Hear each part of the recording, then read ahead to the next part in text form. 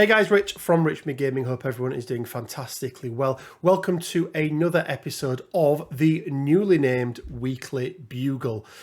Big shout out to the Forge at Ashford Heart for the suggestion on the last video. Really like that name. And once again, joined by the one and indeed the only MCP influencer in the world, Quinn Duggan. Quinn, how you doing? I'm all right. How are you? I'm pretty good, mate. Thank you. I'm pretty good. I think it's fair to say there's a little bit less news this week to talk through. That was such a big reveal yesterday. I can't believe you're not excited for it. I know. So guys, the format of the Weekly Bugle is as such. So we start off with any MCP official news from AMG themselves. We'll then run into any spoilers, rumours that we want to talk about. We'll talk about a roster of the week. We then got our weekly painting competition, Do You Even Paint Though? And then lastly, we've got our Just Roll Better section, sponsored by Quinn's Skillshare course. So Quinn, MCP news this week is a little bit light on the ground. Really, we've only had one official piece, which is now the panel to play for Juggernaut, which I'm glad we've got. I know, but I'm glad we've got it because it means that I can get that artwork asset. So I've now got the official artwork asset, which is nice. But other than that, I mean, he's already in the hands of some people. We've had 2 or 3 games with him now. He is the Juggernaut, right? He's a good piece of kit. He is. He's the Juggernaut, bitch. We've also had as well, and I was surprised at this one because this one that I wasn't expecting to see yet, but we've had the new terrain pack released in some places as well. Yeah. Which felt a bit strange. I think I've known for like a little while that it was coming out. I've seen it like in the wild in a few places for like the past 2 or 3 weeks.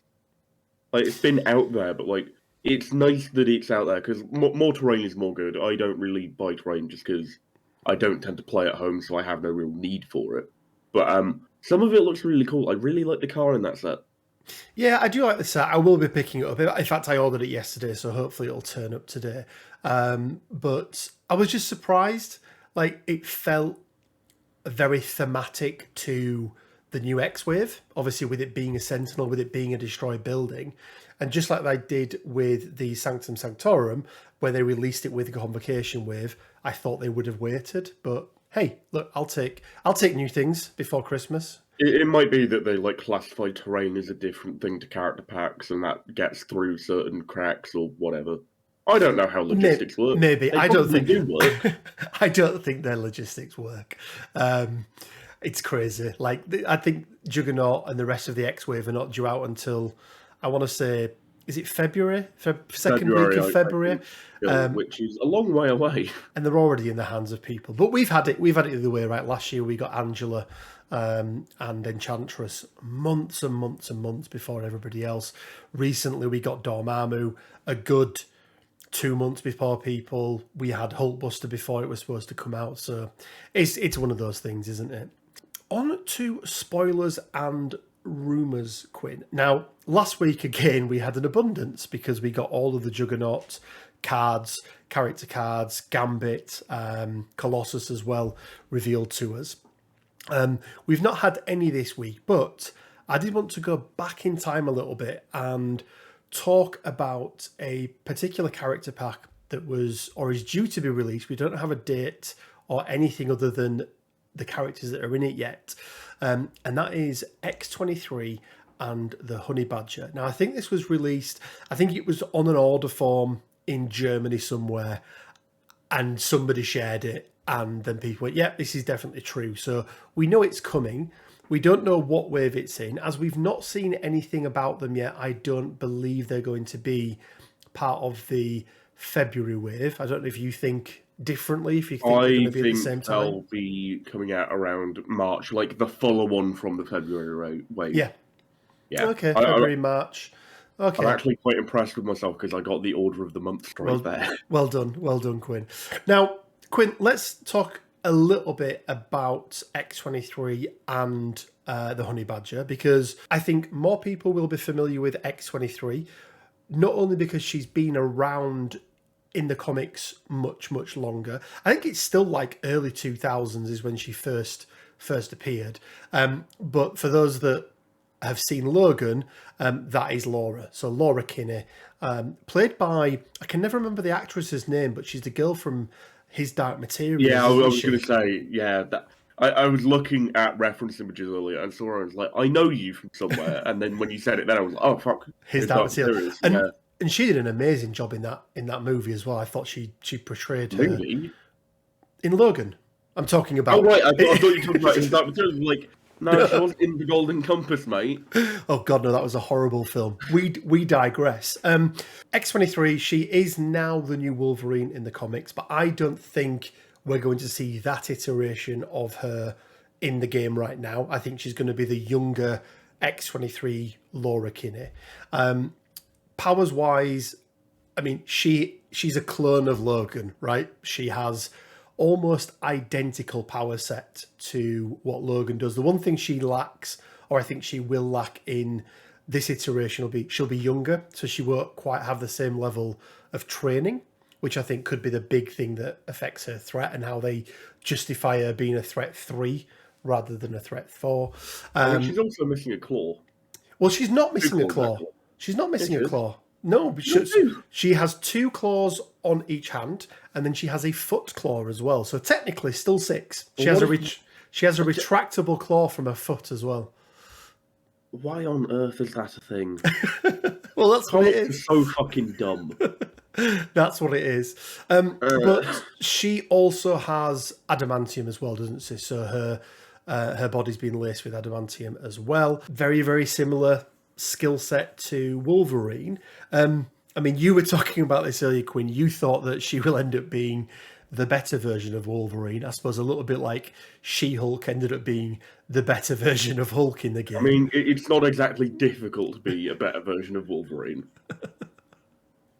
So what do you think they'll do with her in the game, Quinn? Do you think we'll see anything? So, I think she's probably a 3 threat. In my head, she's a 3 threat. I wouldn't mind seeing her as like a long move. I think that would be like a cool little niche to fit into. Probably have the same like claw / attack, like identical. I think the 5 dice physical, pierce, and bleed on a wild. I think that's fairly standard for your Wolverine type characters. They might just give her like normal charge instead of best at what I do, which then makes her better than Logan. Probably like a reduced health pool of like 5/5, and then maybe healing factor 2. I don't know like how comparable their healing factors are. Like if they're the same, I think healing factor 2 is reasonable. Yeah, I think they've got very, very similar healing factors. And then I'd imagine like sort of maybe 3s across the board defense wise.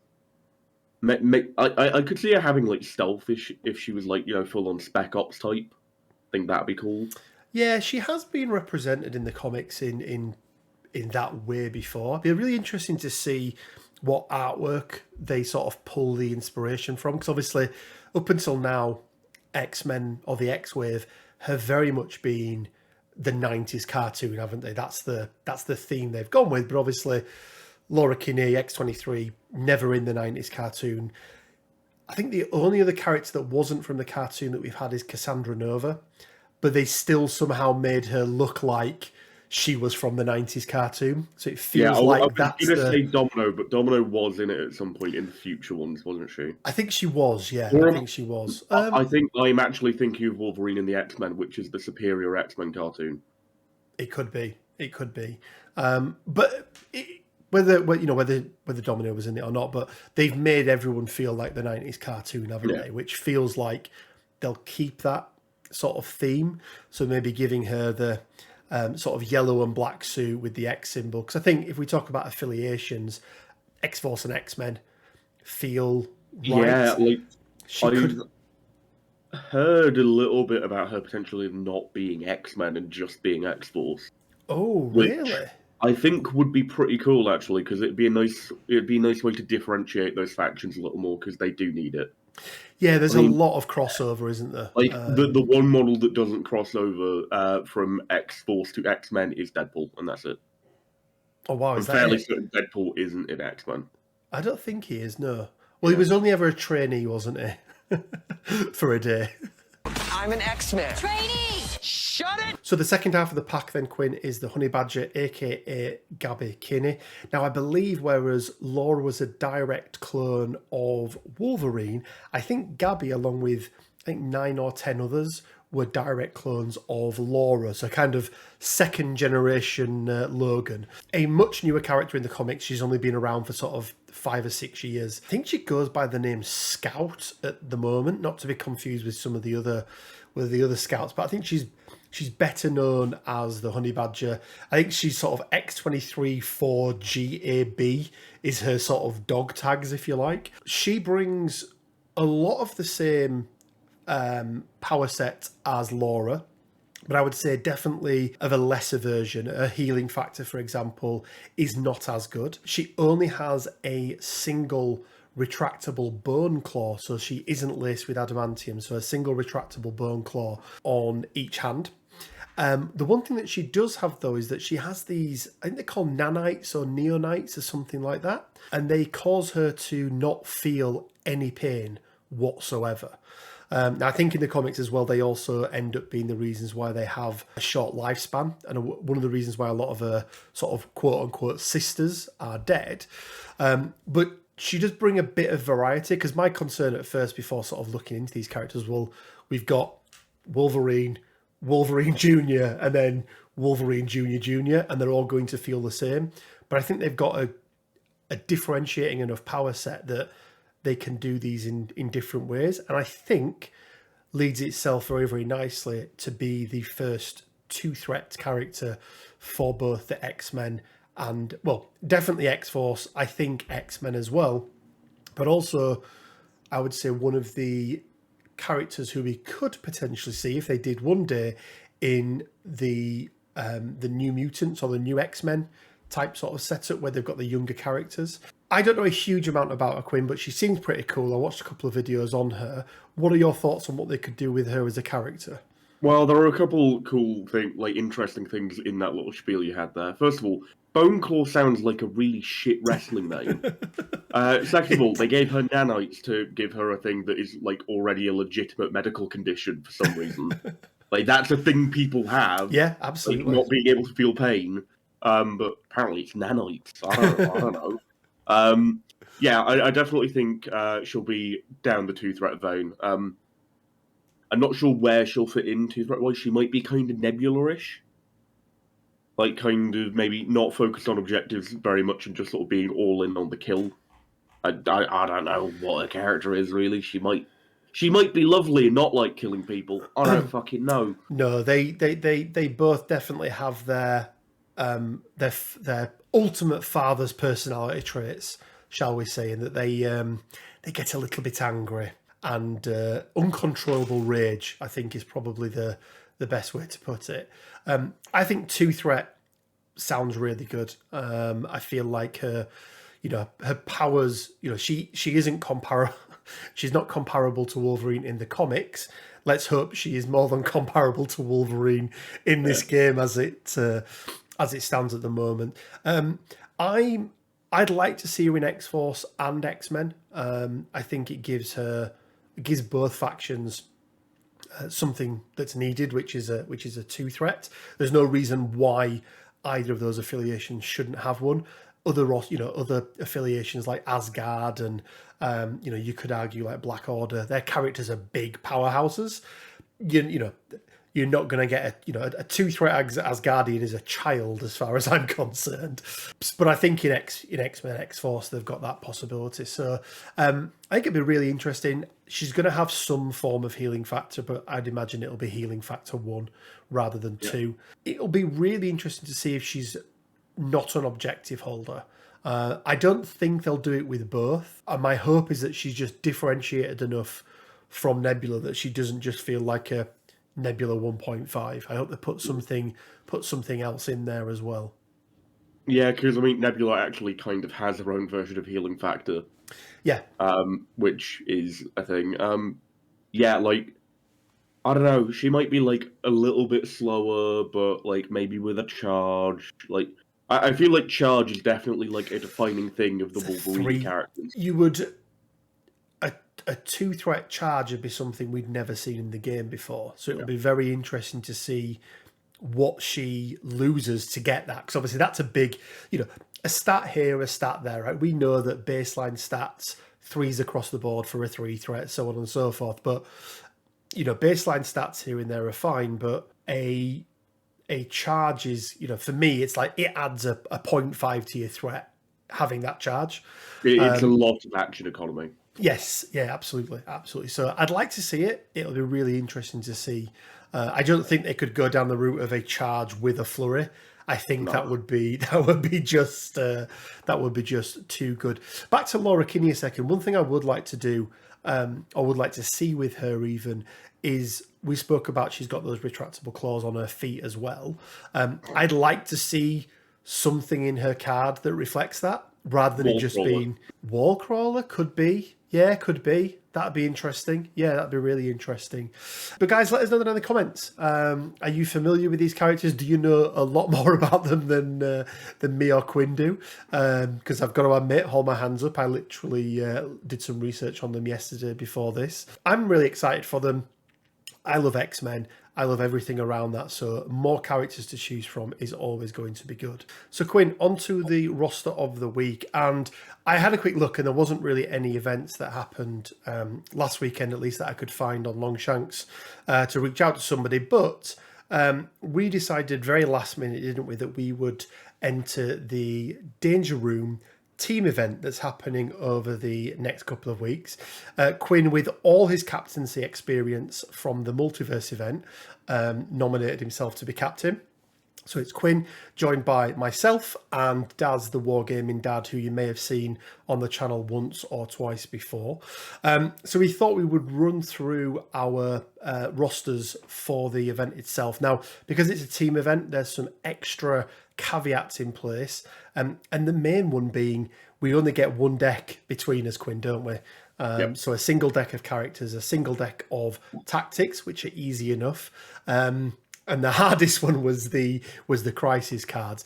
So let's run through Daz's quickly. Now, for anyone that doesn't know, Daz is a big Black Order player, but he thought he would spice his Black Order list up with a little bit of Sam Spam in there as well. So he's taking Baron Zemo, Bob, Captain America Sam Wilson, Corvus Glaive with the Reality, Deadpool, Dr. Voodoo, Okoye, Proxima Midnight, War Machine, and then Thanos with the Mind and Space Gem. And I think when that's sort of reminiscent now of what we're probably going to see with a Black Order list, in that the restrictions they've had put on them has hindered them in one sense, in that they have to now take those gems, but it has freed up at least three spaces, sometimes 4 slots on their roster to dual affiliate. And I think moving forward, that's all you're probably going to see with Black Order, isn't it? Is dual affiliation lists. Most likely, yes. Yeah. So it's a nice, good, strong list. I think, I can't remember if we made him get rid of any characters. Daz seems to have done well out of this when we were negotiating, but that's his character list anyway. Yeah, so someone's very resentful out of how poorly they did out of this. Someone is. Imagined slights. Someone is very, very resentful, to say the least. His tactics cards then, he's taking Avengers Assemble, Blind Obsession, Blood to Spare, Disarm, Execute, Field Dressing, Medpack, Mothership, Price of Failure, and Sacrifice. It's a killer list, right? 9 times out of 10, he's going to try and play Black Order, which is why he's got all of those cards that just help him murder anyone that he comes up against. Crisis cards then, he has gone for his extracts. He's got Alien Ship, he's got Wakandan Herbs and Research Station. And then he has got Cosmic Invasion, Demons Downtown, and Mayor Fisk. So overall, a pretty strong list. Daz did quite well in terms of restricted cards and crisis cards that he was able to take, didn't he? Yeah, I think that's one of the things with Black Order is they need those cards in order to perform, but when they do have them, they really perform. Yeah, absolutely. Quinn, do you want to run everyone through your list and take everyone through what you're taking? Because you've moved away from your Midnight Suns, you've moved away from your Brotherhood, and you're now sticking with... The spider foes. The spider foes, indeed. Yeah. So I'll hand over to you, and you can take everyone through your list. Yeah, so I mean, before the changes fully dropped, and a little bit after them, I thought I was going to be playing Guardians. Turns out that's not a thing I'm doing anymore. Guardians and I don't gel well, whereas I have a lot of previous experience with foes. I've taken them to a fair few events back when they were considered the worst affiliation in the game. But what I've got in my list is I've got the brand new Green Goblin, who is absolutely terrifying now. I think you'll agree, Rich. He is an absolute. It's amazing how 2 tweaks, have an extra dice, take away the power, just completely changes his card. Like, and the ripple effects because he's a leader throughout the whole of Spider Foes Yeah. is just crazy. And then we've got Carnage and Venom, the two symbiotes. Venom, I think, will see the table a lot more than Carnage will, especially with the All You've Got and Doom Prophecy going away for Carnage. But Carnage does still have a few niche matchups where I think he's playable and probably quite good in all but fairness. Then we've got Doc Ock, probably my favourite 3-threat in this list. He is such a workhorse. Like, you don't expect him to do anything, and then he'll just come out swinging and get like 4 or 5 successes on a 4-dice attack because those wilds is crazy. Then we've got Craven. Craven is a delightful character, which I'm sure Rich will get onto in a minute. Then we've got Lizard, very tanky boy, very good objective runner. Mysterio, very good control piece, can really set up sort of a minefield in the middle of the board. Omega Red, who's my first out of affiliation character, who is kind of like a second Venom, but he's really good on like Terrigen as a Crisis, and like more like guaranteed damage is more good in my mind with foes. Then we've got the 2 threats where we have Bullseye, who is my favourite 2-threat now. He's real good. He does automatic damage, which is what foes like. And then we've got Rocket, who is another sort of long-range attacker, but he's also got those booby traps, which really fits the foe's theme of, I'm going to roll random dice at you, and then you might explode. And yeah, it works pretty well.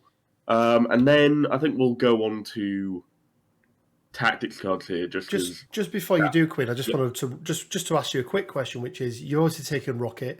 Did you consider taking Groot alongside him? Was it ever a thing you thought that could be quite good, or did you just not fit in with the Spider Foes list?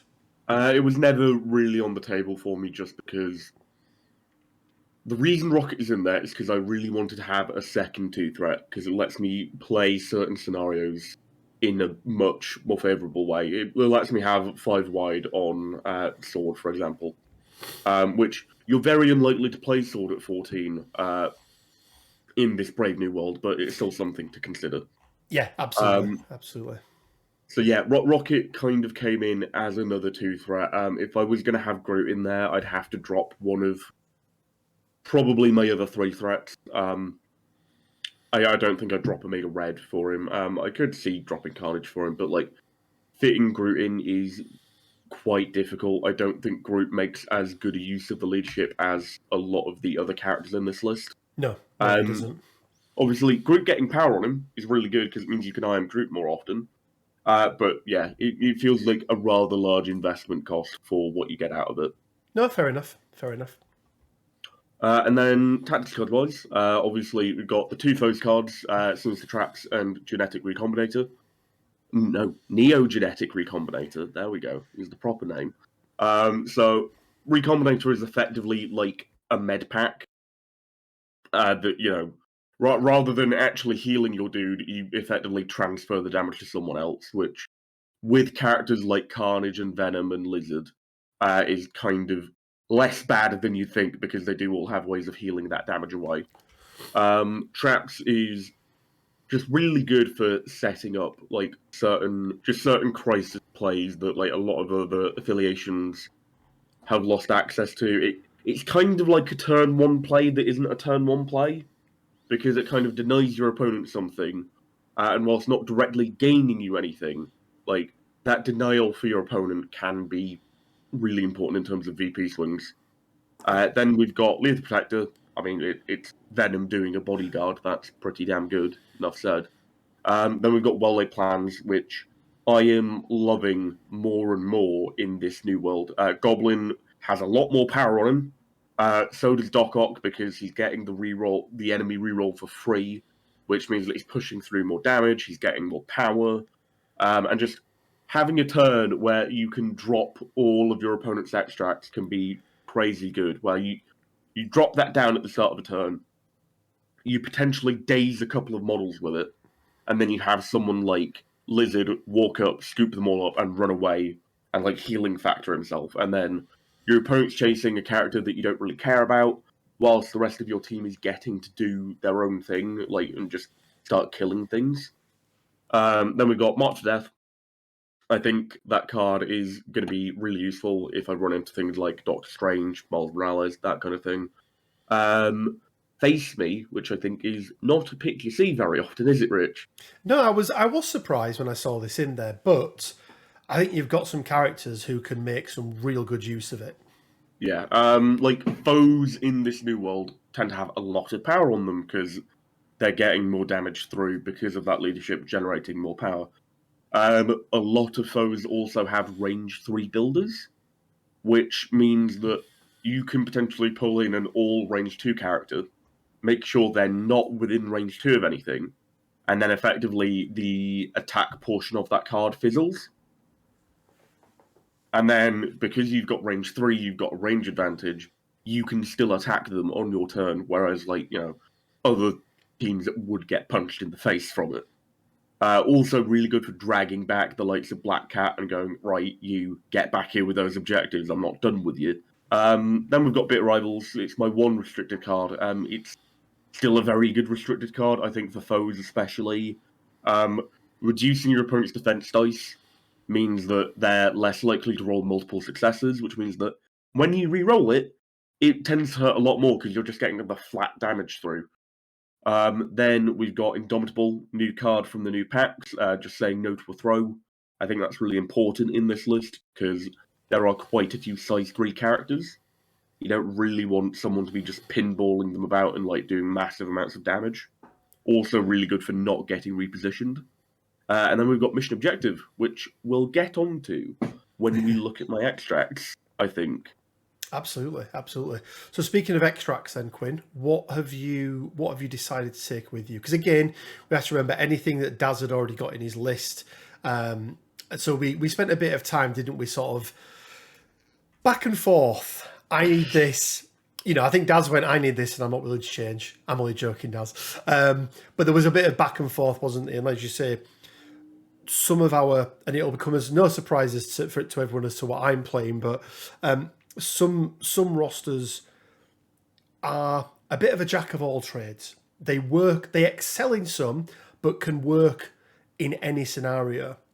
And I think Spider Foes are definitely one of those now that can yes, they're going to excel on certain maps, but they can really turn up to almost any secure or extract, can't they? And they've got a really good plan in place for it.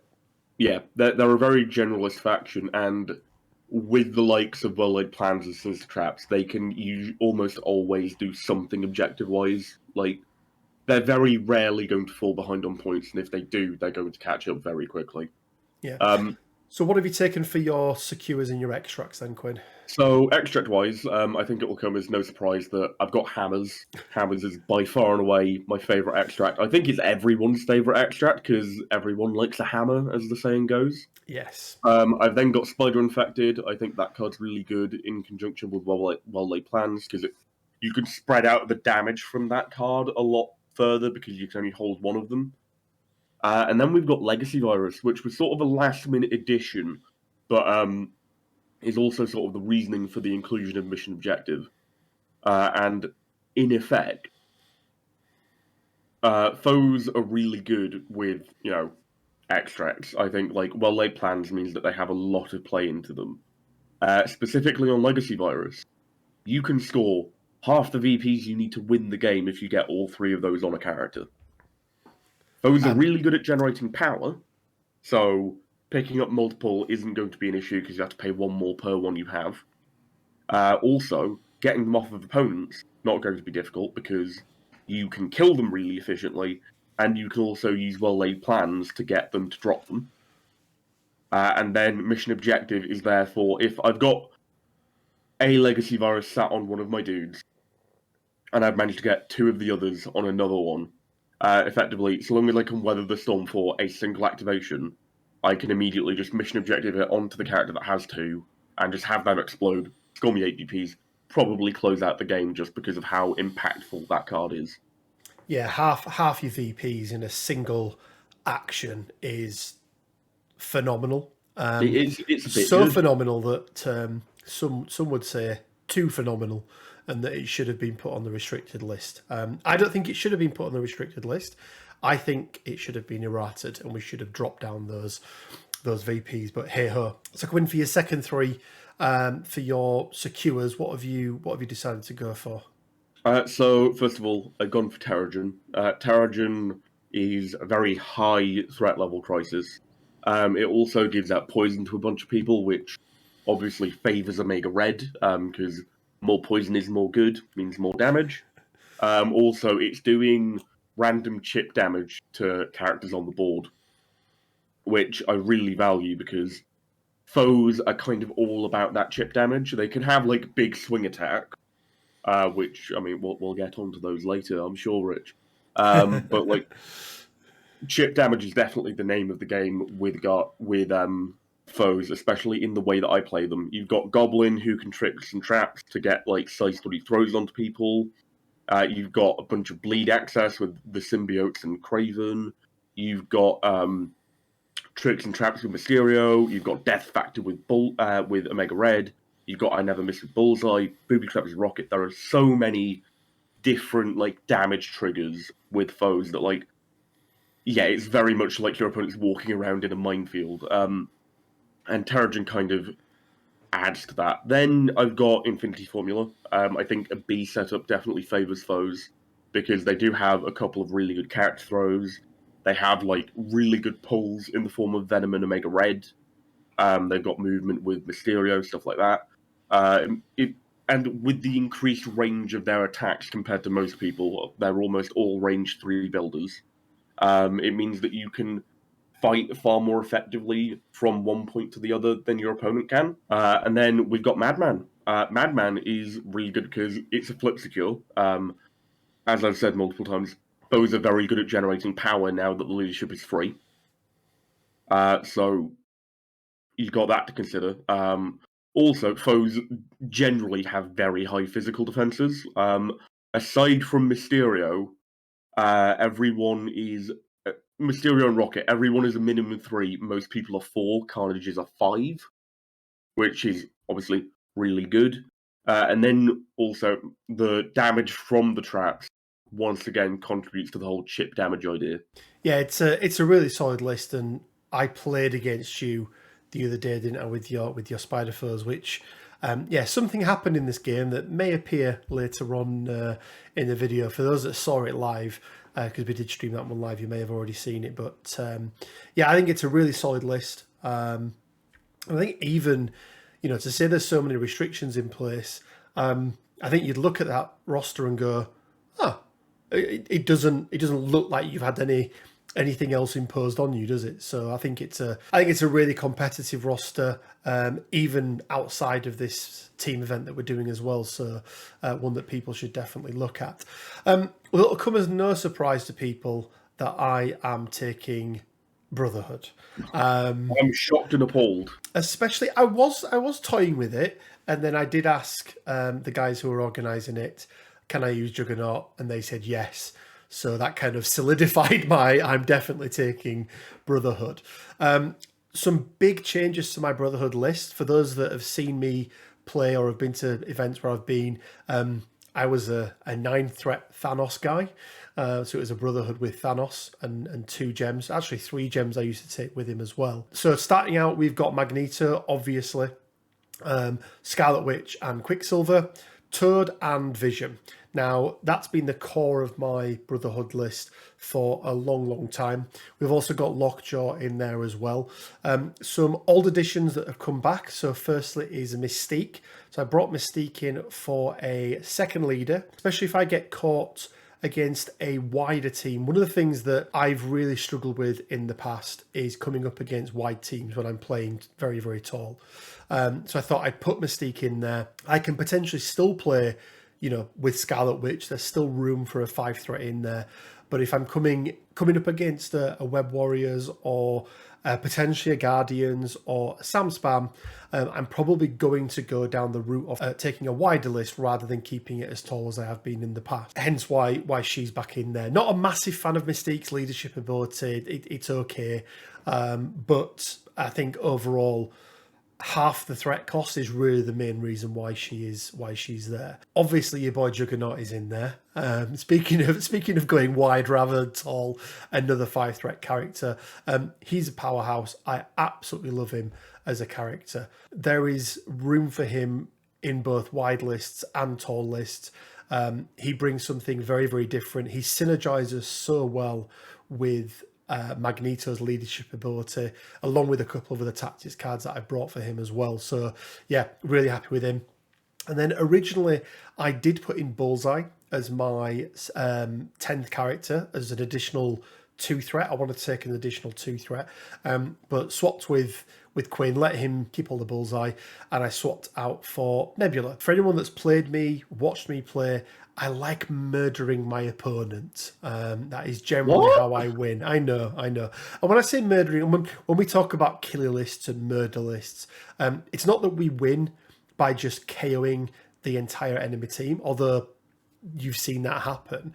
But it's that win via attrition. You take out, 2, 3, 4 of your opponent's characters to the point where they just can no longer score the number of points they need because they don't have enough characters left on the board to be able to flip the points or hold the hammers or do whatever it is that you're doing.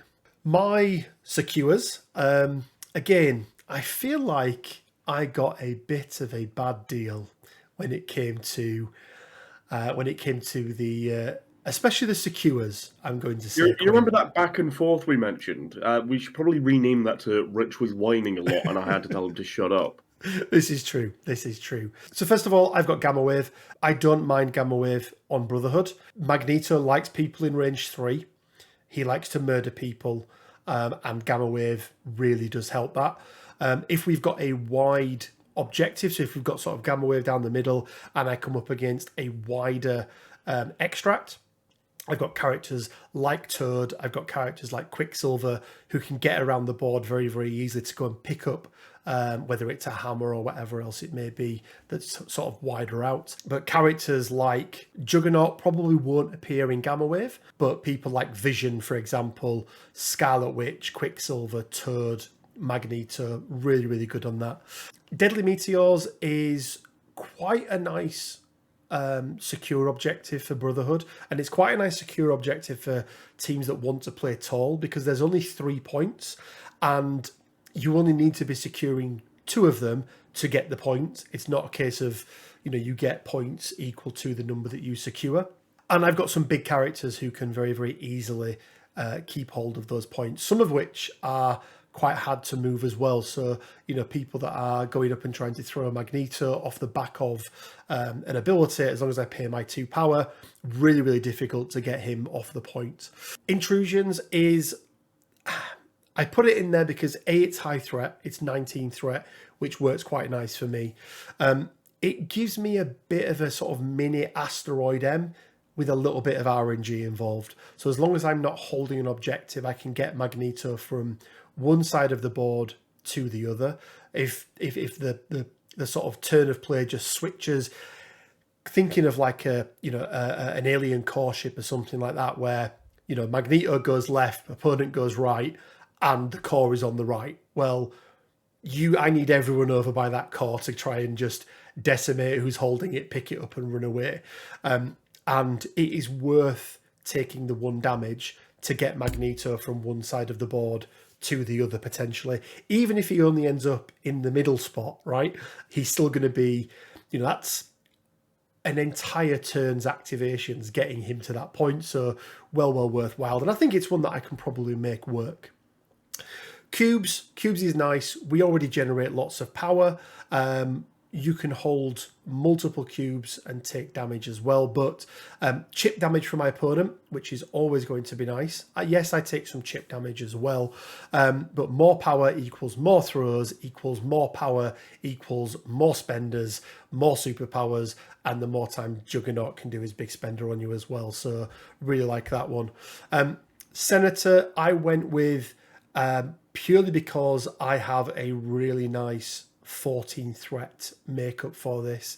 Not that there's any guarantee anymore that you're going to be playing 14 threat on Senators, even if you've got priority. I tend to go Quicksilver, so the twins and Dad basically. So Magneto, Quicksilver, and Scarlet Witch. 14 threat is very strong, even coming up against a sort of Sam spam where you may be up against. Can you go 5 or even 6 wide on 14 threat with Sam Spam, Quinn? You can definitely go 5. I think if you have enough 2 threats, you can go 6. Yeah. So even coming up against that, I've had some good success with it. So I quite like Senator. One thing actually, guys, that I didn't mention is I also have Gambit in my list as well. I forgot to mention him earlier on. He brings a really nice card that play into some of those secures quite nicely as well. So characters like Magneto can end up with stealth and cover. Anyone within range then ends up having stealth and cover, which from a defensive tech is always really nice. And Magneto likes people within range 3. It was as we've already mentioned. So Gambit is in there as well. Tactics cards, you've got a lot to choose from with Brotherhood, especially with the characters I've taken as well. So not only have we got great tactics cards from affiliation, we've also got some amazing tactics cards on characters as well. So I have taken Asteroid M, which is the first Brotherhood tactics card. We've got Can I Borrow That? Dark Past, Difficult to Please, Do You Know Who I Am? Magnetic Refraction, Making a Ruskus, Whims of Chaos, Patch Up, and Smash. So, Making a Ruskus and Do You Know Who I Am? Great cards on Juggernaut. To go alongside that, I've also brought Smash for Juggernaut as well, which allows him to destroy a size 3. I think it costs 2 power, Quinn, doesn't it? So you spend 2 power. You can destroy a size 3 building within range 1. It may even be 1 power. I think Smash is 1 power. Maybe 1 power, yeah. So I spend 1 power on Juggernaut. I can destroy a size 3 building within range 1 of him. That generates 3 power. I can give 1 back to Juggernaut, 2 back to other people. It gives Juggernaut 3 more attack dice for the rest of his turn. Juggernaut then moves, generates 2 more power, and then has enough power to do his big charge that he does into a building, destroying another building, dishing out more power if needed, doing a damage to somebody in the way, adding more dice to his attacks, just making him an absolute powerhouse. I did check. Smash is 2 power. 2 power. I thought it was. Yeah, I thought it was. So I think Smash has always had some really good synergy with Brotherhood. The problem Brotherhood have had is that they've never had a character big enough that it's worthwhile doing it. Now they've got Juggernaut, obviously, size 3 building, getting anything that generates more power than what you cost to spend it is really good in my book. So really like that card. So really happy with the list. I think it leans into definitely the style of play that I have, which is I'm going to murder you until you can no longer do anything about it, which I've been fairly successful at in the past. So they're our rosters. We actually already know, Quinn, don't we, who we're coming up against? And I think when this video goes out, you'll have already played your game. We maybe won't say who we're playing against, or maybe leave it as a surprise and cover it next week in next week's video. But we thought for roster of the week, we would do something a little bit different and go through the rosters that we've had. Ugh. So, Quinn, on to our weekly painting competition, Do You Even Paint Though? And I gave you the honour last week, didn't I, of picking what the theme for this week was going to be. And in good old Quinn fashion, You left it very open and vague. So what was the I theme for let this chaos reign, as is my warrant. week? This is true. This is true. So Quinn, what was the theme for last week then? The theme for last week was Brave New World. Basically, whatever you were playing, whatever you were looking forward to playing in the new rule set, that's what I wanted you to show us. And guys, we had, I think, double the number of entries this week than we did last week. So to everyone that's reached out and sent me a message, I might not get through every name here. If I've missed you off, don't worry, I did see it. Your name has gone in the list. But BF Trick, Joe Manji, Kaylee, Nakaz, Peter Wookie, Ravensguard, Rax, Rift, Wally, Jans, Oberale. Thank you so much. All of you will get put into the prize draw. But Wow, didn't even say my name. And Quinn also put in as well. Guys, I keep trying to explain to Quinn he's not allowed to win. And no matter how many times I tell him that, he still seems to think that he can win. But here. I know I can win. This is my channel. I make the fucking rules, Rich. Quinn, I've actually pulled out 4 different people this week. One of them is a winner. One can only win each week. But first of all, I want to talk about the submission, 2 submissions from Quincy, and that was his converted Captain America and Winter Soldier. Obviously, Quincy, I gather you're very excited about playing the new Avengers with Winter Soldier. All power to you. But first of all, really good conversions, but also really nice paint jobs as well. I love the pose on Captain America. I don't know how he's managed to do it, but it's really good. I mean, I'm going to find out how he did it because I want to do it too. Yeah, it's really nice.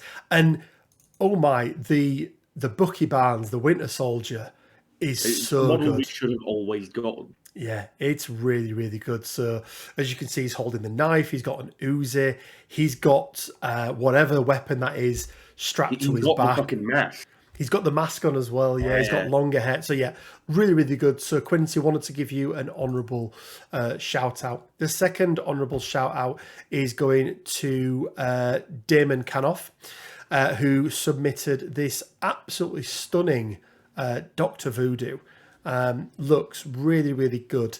Really like the blends on the cape. Love the purple in the mist. Missing candles. No candles or skulls on the base. Yeah. Maybe that would have done it for you if you'd have put them in. I absolutely love this paint job. One of the things I would like to see on it is the skulls in the mist actually painted in. I think that would adds a little bit of contrast. We spoke last week about the whole cream and purple contrast and how they go really well together. I think that would really work well with this. I don't think you could do them fully cream, but you sort of cream with then the purple OSL from the mist cool. would have looked really good. But don't take it away. This is an absolutely amazing paint job. Really, really nice. The last honourable mention then, and just been pipped to the poster this week, was Evil Nice. Evil Nice, I believe I got your name right this time. I think last week when I called him Evil Ince, when I mentioned his name. I don't know why I couldn't read. But with a beautiful Guardians of the Galaxy roster submission. So we've got Star-Lord, we've got Groot, we've got Rocket, we've got Nebula, we've got Gamora and Drax. Don't know what Ronan's done wrong. Ronan's missing off there, but really nice paint jobs. I love how vibrant the colours are, particularly on Nebula. We can just sort of see the side over there, but that pink and blue contrast is really nice. Really, really nice highlights on Rocket, particularly his gun. When I zoomed in, his gun looked really, really nice. So yeah, absolutely fantastic job. Bit of OSL there as well from the flame on Star-Lord. But as always, guys, there can only be one winner each week, and this week it is a absolutely wonderful submission from Martin Scandling. Now, he submitted his Spider Foes. So we've got Green Goblin himself, the new and improved Green Goblin. We've got Kingpin, we've got Dr. Octopus, and we've got Venom. And just everything top to bottom about this picture is really, really good. The more you zoom in on Kingpin's face, the more it looks really, really good. I really like Goblin. I like his face on there. He's done a really, really good job with that as well. The OSL on Doc Ock is phenomenal. Love the highlighting on Venom. The bases are amazing as well. The portal are in the background. I love the porta potty in the background. Also, like the health and safety poster on the front of the Fisk little portable building looks so good. Yeah, really, really good. So overall, stunning job. Really, really impressed with the bases. I've just noticed a little yellow paint, like from double yellow lines on Venom's base as well there. So Martin, you are our painter of the week, so you will see your photo go up on the community page as well. You, along with everyone who entered this week, will get entered into our prize draw that we'll do at the end of the first season, which, as we mentioned before, is going to be the Bitter Rivals pack with Dr. Octopus and Spider-Man. I know it's an Amazing Spider-Man then, but it's not Amazing Spider-Man with just core box Spider-Man. But you do get some shiny foil cards with them as well. And do we know, Quinn, are those cards going to be old way up or new way up? Have we had them revealed yet? I believe we have had them revealed. I think they're old way up. Brilliant. That's really nice that they've done that. I don't think it's called a Bitter Rivals pack, is it? Isn't it just called Rivals? Is it just Rivals pack? I think it's just Rivals, yeah. It probably is just the Rivals pack. So yeah, but Martin, congratulations. Really, really nice paint job. And again, thank you to everyone who gave us all their submissions.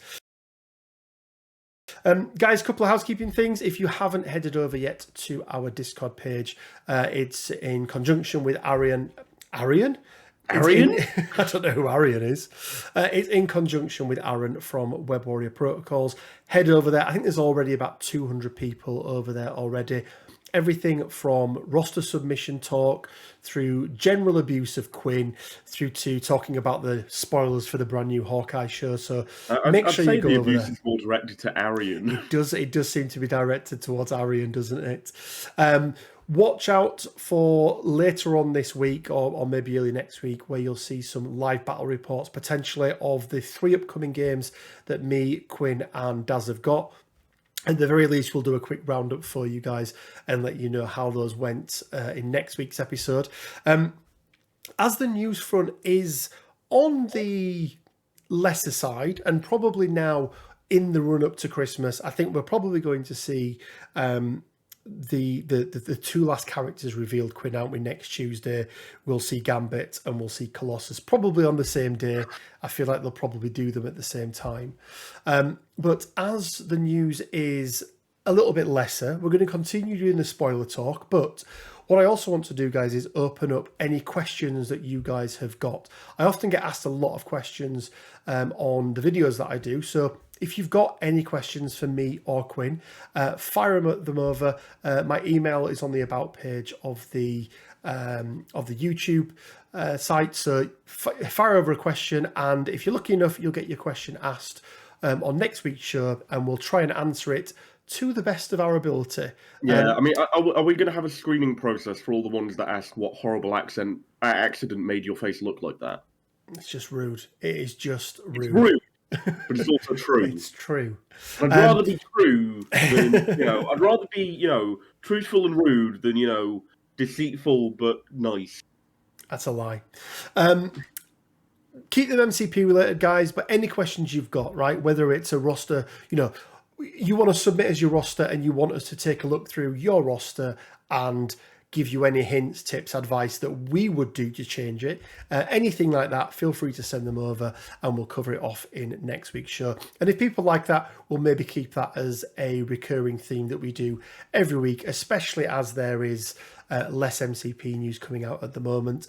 So Quinn, unless there's anything else from yourself? Well, I mean, there is the very coveted and popular section of this show called Just Roll Better, which, the winner of it each week is entitled to a free week of my Skillshare course. You keep saying it's a year, but no, we can't afford to give away a year. That's insane. So I was really hoping we were going to be able to skip this one this week, Quinn. Oh, is that because you're winning it? Well, I don't know. Am I winning it, or is this more of a pitch and a reason why people should actually attend your Skillshare course? So, long story short, guys, some of you may have already seen this. Me and Quinn played each other the other week, last week even, our second game trying out some of the new cards. I went down the route of trying Juggernaut and Gambit in my Brotherhood. Quinn went down the route of playing Spider Foes, and I took Magneto, as I do. I'm Brotherhood player, I take Magneto. Turn 1, or round 1, I should say. At some point, Magneto moves up and does a thing, and then in retaliation, Kraven walks forward, does a single 4 dice builder against Magneto. Now, Magneto's only got 1 power, so he doesn't have enough power to pay the 2 power for force projection, which gives him 6 dice. But I'm like, well, it's a 4 dice builder from Kraven, doesn't really matter. I've got these for you if you need them, Rich. If you take a moment. Kraven rolls a hit, a wild, and 2 crits. Oh dear. Oh dear indeed. Magneto decides he's going to roll 2 skulls and a blank. So now there is 4 damage incoming. Magneto only has 6 health on his healthy side. And I'm like, okay, well, he's going to take 4. But hey ho, we've got enough power next turn to just pop off and just destroy everyone within range. Kraven then explodes the 2 crits, does another 2 damage, one-shots Magneto round 1, which really, really hurts. And then as a follow-up to this, in the next round, Bullseye has a pop at Magneto. 8 health Magneto. By the way, I will add Quinn, with magnetic refraction up, so has cover. Bullseye doesn't care. Bullseye does 3 damage against Magneto. Because I got cocky and decided to not roll the extra 3 dice for my defences. So, Magneto had a bad time, but as living proof as to how good Quinn is at rolling, even virtual rolling, right? Even when he's just clicking a mouse. So make sure that you get your entries in next week for Just Roll Better, and you can win a subscription to Quinn's Skillshare course. But I do also want to quickly mention it was Bullseye that got the last laugh on Magneto as well, because he died to the bleed that Bullseye put on him. Bleed, as we all know, people, is a neutral effect. So therefore, nobody did the last damage, the last point of damage to Magneto. It was just the game. That's all it was. Guys, we're going to leave you with that one. As always, thank you for joining us. Hope you've enjoyed it. I did promise this one wouldn't be as long, and it most definitely isn't. Make sure... guys, one thing we didn't do. We've not set next week's painting challenge. Oh, yeah, it's your turn, isn't it? It is. Do you know what? For next week, even though he's most definitely not the best at what he does, okay? But in honour of us talking about X23 and talking about Honey Badger, let's set the challenge for this week to be your Wolverine. So submit your best Wolverine paint jobs, whether you've converted him, whether you've made him look old school, brown and yellow, whether you've gone a more X-Force, whatever you've decided to do with Wolverine, because there is a couple of options available as well in the pack, Quinn, isn't there? You've got like different heads and things for him as well. So submit your Wolverines in honour of X23 and Honey Badger, and you too could be put onto our Hall of Fame. And at the very least, you'll have you'll be put in the prize draw for the Rivals pack as well. So as always, it leaves me now with just enough time to say stay well, keep safe, and until next time, bye for now. See you.